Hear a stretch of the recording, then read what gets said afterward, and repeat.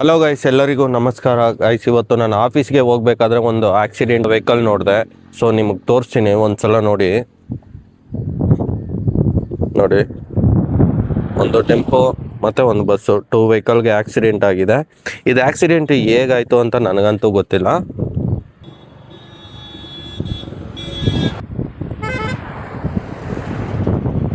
ಹೇಗೆ ಹೊಡೆದಿದ್ದಾರೆ ನೋಡಿ ಗೈಸ್, ನಿಜ ನೋಡ್ಲಿಕ್ಕಂತೂ ಸಖತ್ ಭಯ ಆಗುತ್ತೆ. ಟೈಯರ್ ಎಲ್ಲ ಮುರಿದೋಗ್ಬಿಟ್ಟಿದೆ ನೋಡಿ. ಈಗ ಒಬ್ರು ಡ್ರೈವರ್ ಬಂದಿದ್ದಾರೆ. ಸೊ ಅವ್ರಿಗೆ ಕೇಳೋಣ ಈ ಡ್ರೈವರ್ಸ್ಗೆಲ್ಲ ಏನು ಹೇಳ್ತಾರೆ ಅಂತ ಹೇಳ್ಬಿಟ್ಟು. ಈ ಡ್ರೈವರ್ಸ್ಗೆಲ್ಲ ಏನು ಹೇಳಕ್ ಇಷ್ಟಪಡ್ತೀರ ಅವರು ನೀವು? ಅಣ್ಣ ಏನಿಲ್ಲ, ಗಾಡಿ ಓಡಿಸೋವಾಗ ಹಿಂದೆ ಮುಂದೆ ನೋಡ್ಕೊಂಡು ಮುಂದ್ಗಡೆ ಮಳೆ ಬೀಳೋ ಟೈಮಲ್ಲಿ ಆಗಿರೋದು ಇದು. ನಾರ್ಮಲ್ ಟೈಮಲ್ಲಂತೂ ಆಗಿಲ್ಲ, ಮಳೆ ಬೀಳೋ ಟೈಮಲ್ಲೇ ಆಗಿರೋದು. ಒಂದು 10 ನಿಮಿಷ ಲೇಟ್ ಆಗಲಿ ಪರವಾಗಿಲ್ಲ, ನಿಧಾನಕ್ಕೆ ಗೈಸ್, ಈಗ ನಮ್ಮ ಜೊತೆ ಮಾತಾಡಿದ್ರಲ್ಲ, ಸೊ ಅವರು ಟಿ ಡ್ರೈವರ್ ಅಂತೆ.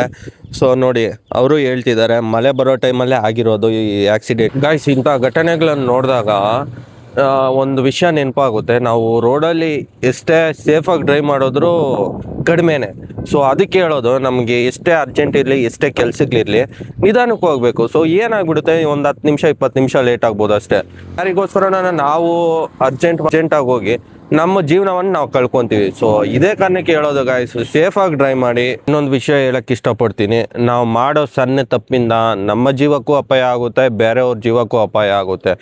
ಪಾಪ ಯಾರಿಗೆ ಹೇಗಾಯ್ತು ಅಂತ ಗೊತ್ತಿಲ್ಲ. ನೋಡಿ, ಮಾರ್ನಿಂಗೇ ಆಕ್ಸಿಡೆಂಟ್ ಆಗಿದೆ. ಪಾಪ ಸುಮ್ಮನೆ ನಿಮ್ಮ ಜೀವನ ನೀವೇ ಕಳ್ಕೊತೀರ ಗಾಯ್. ಸೊ ಇರೋದು ಒಂದು ಜೀವನ, ಸ್ವಲ್ಪ ಹುಷಾರಾಗಿ ಡ್ರೈವ್ ಮಾಡಿ. ನಿಮ್ಮನ್ನು ನಂಬ್ಕೊಂಡು ಒಂದು ಫ್ಯಾಮಿಲಿ ಇರುತ್ತೆ. ಸೊ ಆ ಫ್ಯಾಮಿಲಿಗೋಸ್ಕರ ಆದರೂ ನೀವು ಸ್ವಲ್ಪ ಸೇಫಾಗಿ ಡ್ರೈವ್ ಮಾಡಿ, ಸೇಫಾಗಿರಿ ಗಾಯ್ಸ್ ಅಂತ ಹೇಳ್ತಾ ನಾನು ಇಲ್ಲಿನ ವಿಡಿಯೋ ಮುಗಿಸ್ತಾ ಇದ್ದೀನಿ. Thank you guys.